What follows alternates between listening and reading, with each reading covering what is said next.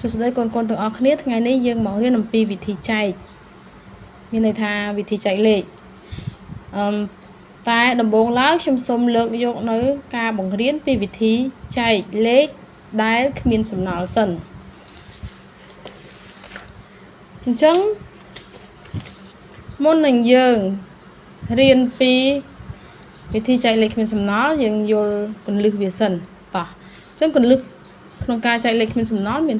5ទី1កូនត្រូវចេះមេលេខពីមេ2ដល់មេ9ចេះសូត្រ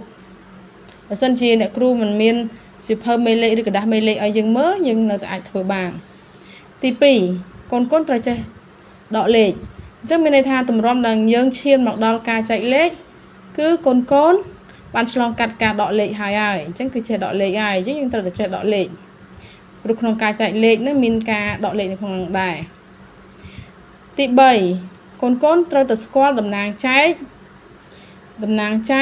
តួចែកផលចែកនិងសំណល់ចែកតោះអញ្ចឹងខ្ញុំនឹងបង្ហាញត្រង់ចំណុចហ្នឹងបន្តិចតាក់ទងនឹងគន្លឹះទី3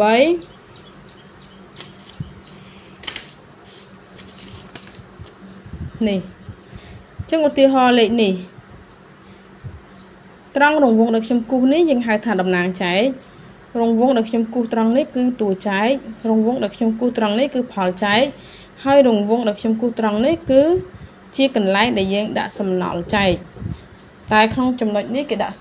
0ពេលដែលគេដាក់0មានន័យថាសំណល់ស្មើ0ឬក៏គ្មានសំណល់អញ្ចឹងយើងស្គាល់ទាំងអស់គ្នាណាតំណាងចែកតួចែកផលចែក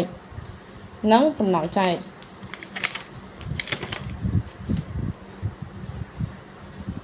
ចូលមកចំណុចគន្លឹះទី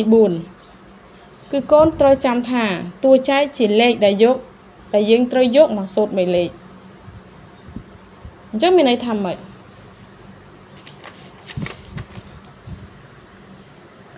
តួចែកនេះជាតួចែកដូចខ្ញុំនិយាយមិញអញ្ចឹងយើងត្រូវចេះសូត្រមេលេខមិនអញ្ចឹងហីអញ្ចឹងកន្លែងណាយើងត្រូវយកលេខណាកន្លែងណាយើងត្រូវយកលេខកន្លែងណាដែលត្រូវមកសូត្រមេលេខគឺកន្លែងត្រង់នេះបើសិនវាគឺជាមេបើសិនជាគេសរសេរលេខ5វាយើងត្រូវសូត្រមេ5បើសិនជាគេសរសេរលេខ8គឺយើងត្រូវសូត្រមេ8អញ្ចឹងទៅ